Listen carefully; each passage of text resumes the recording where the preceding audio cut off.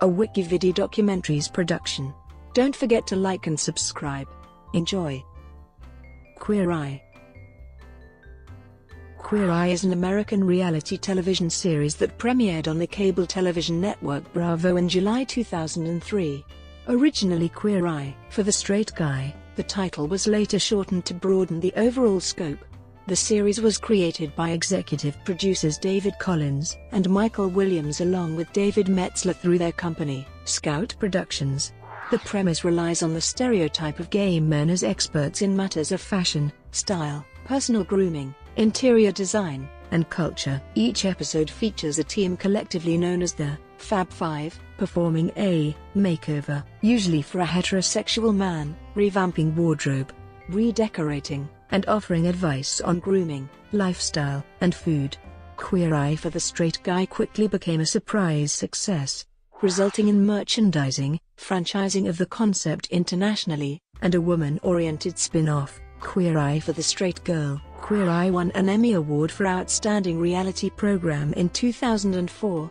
The series' name was abbreviated to Queer Eye at the beginning of its third season to include making over individuals regardless of gender or sexual orientation.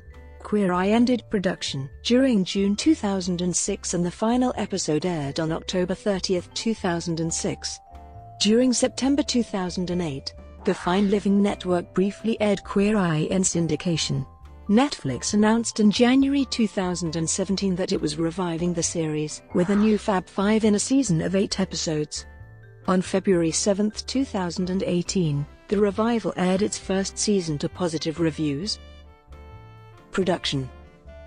Producers Collins and Metzler were given approval by Bravo to develop Queer Eye after the ratings success the network experienced when it counter-programmed a marathon of its 2002 series Gay Weddings at the same time as Super Bowl 37 during 2003 January. The pilot episode was filmed in Boston, Massachusetts during June 2002.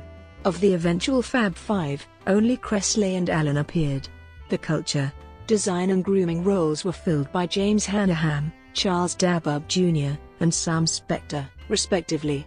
The pilot was delivered to Bravo during September 2002, and was well received in audience testing. Soon thereafter NBC purchased Bravo and ordered 12 episodes of the series. NBC promoted the show extensively, including billboard campaigns and print advertisements in national magazines.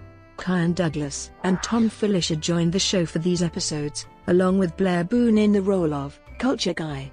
Boone filmed 2 episodes, but was replaced by Rodriguez beginning with production of the 3rd episode. Each episode was shot over a span of 4 days and edited to create the perception that the events of the episode took place in a single day. Format. The majority of Queer Eye episodes use the same basic format. The episode begins with the Fab Five in an SUV discussing their heterosexual subject. The 5 review details of the subject's personal life, and note problems in their various areas of expertise. The 5 usually have a specific event for which they plan to prepare the subject. These included everything from throwing a backyard barbecue for friends to preparing to ask for a salary increase to proposing marriage. Upon arriving at the subject's home, the Fab Five go through his belongings, performing a running commentary of catty remarks about the state of his wardrobe, home decor, cleanliness and grooming. They also speak with the subject and family members to get an idea of the sort of style they like and their goals for the experience and to discuss the planned event. The remainder of the first half of the episode follows the Fab Five as they escort the subject to various locales to select new furniture and clothes. Often, Ted demonstrates how to select and prepare food for a particular dish that the subject will prepare for the special event, and Kyan takes him for spa treatments and a new haircut. Each such segment includes a style tip superimposed on the screen, summarizing the style issues addressed in the segment. Interspersed with this are interview segments in which friends and family members of the subject discuss his style issues. In the next section, the subject returns to a completely redecorated home and models articles of his new wardrobe for the Fab Five. Each of the 5 offer final words of advice and encouragement, accompanied by supplies of grooming products, food and kitchenware, and in some cases expensive electronics items such as entertainment centers and computers. The final section follows the subject as he prepares for the special event, with the Fab Five watching edited footage of his preparations and critiquing how well or how poorly he followed their advice. Finally, the subject is followed through the event itself, with the five again performing a running commentary and the subject often expressing his deep gratitude to the Fab Five for their counsel. A final tip from each of the Fab Five, usually relating to one of the topics covered in the episode, plays just before the credits. Special episodes of Queer Eye that deviated from this formula included episodes in which the Fab Five journeyed outside the Greater New York area, including shows filmed in England, Texas, and Las Vegas. In 2 episodes, the Fab Five made over homosexual men, and in 1 episode made over a transgender man. The show also featured makeovers of members of the Boston Red Sox after their 2004 World Series victory, several holiday specials, and, in the final season, a Mr. Straight Guy pageant featuring subjects from the series' history. Popular and critical response. Queer Eye for the Straight Guy debuted on July 15, 2003, and the series quickly attained high ratings, peaking during September of that year, with 3.34 million viewers per episode. The popularity of the series established the Fab Five as media celebrities, with high-profile appearances at the Emmys and a Make Better of Jay Leno and his The Tonight Show set in August of that year. Fab Five members parlayed their celebrity into endorsement deals, notably Tom Felicia's becoming the spokesperson for Pier 1 Imports. The American press almost universally complimented the series and the Fab Five. Out magazine listed the Fab Five in its Out 100, the Greatest Gay Success Stories of 2003. Instinct magazine declared Cressley one of the leading men of 2004. The series attracted criticism for making generalizations about sexual identity, namely that homosexual men are inherently more fashionable and stylish than heterosexuals. Among those making this critique were Tom Shales in The Washington Post, Richard Goldstein in Village Voice, and United States Congressman Barney Frank speaking to the New York Post. With the success of the first season, original culture guy Blair Boone sued the show for breach of contract, claiming he should be paid not just for 2 episodes, but for the season that he had been contracted to film.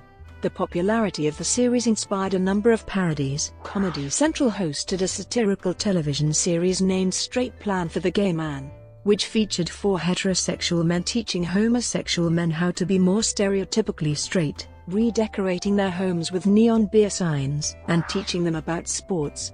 South Park spoofed the show and its hosts in the episode, South Park is Gay, in which the protagonists learn that the Fab Five are actually evil crab people trying to control the world by converting heterosexual men into metrosexuals.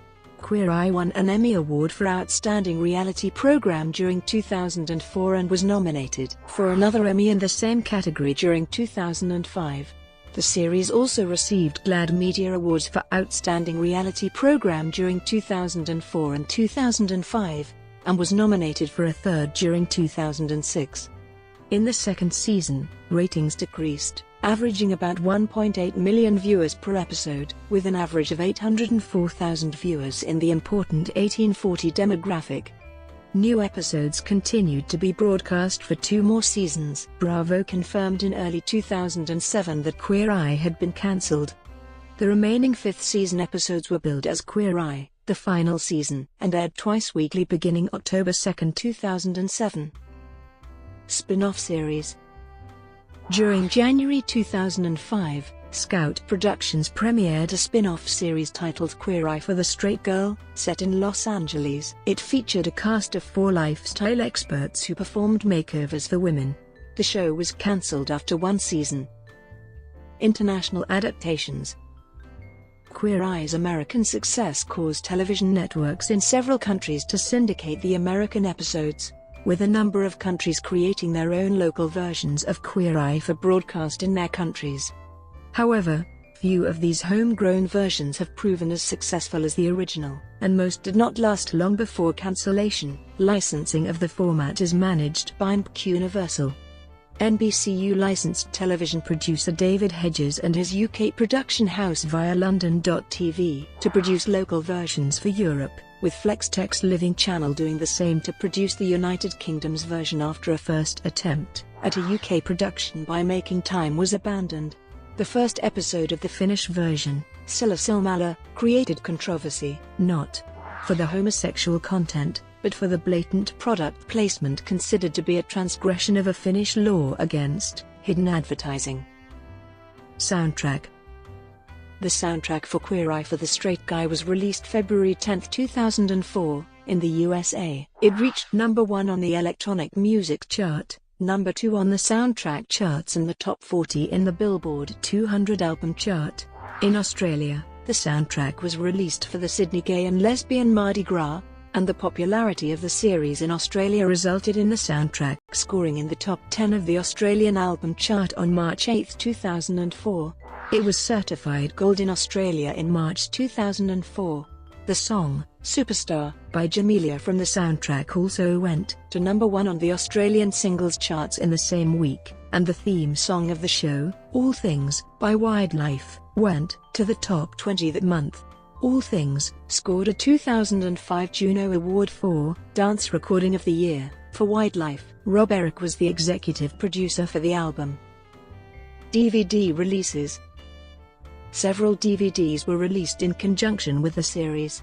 Cresley, Felicia, and Alan each had individual releases emphasizing their topics of expertise. Douglas and Rodriguez were featured together in a single DVD focused on grooming. Additional DVD releases include Queer Eye for the Red Sox, and a multi-disc box set. Revival. In January 2017, Netflix ordered 8 new episodes of Queer Eye to feature a new Fab 5. Scout Productions continues to be involved in the revival, which promises to venture beyond New York City, presenting tough challenges for the new cast. The first season being based in the state of Georgia. The new Fab 5 consists of, on review aggregator website Rotten Tomatoes. The season holds an approval rating of 100% based on 13 reviews, and an average rating of 7.35.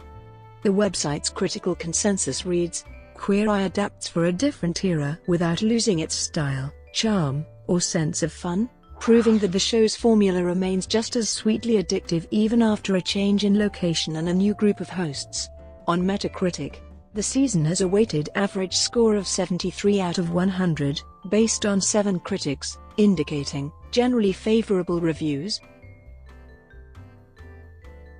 Brought to you by WikiVidi Documentaries.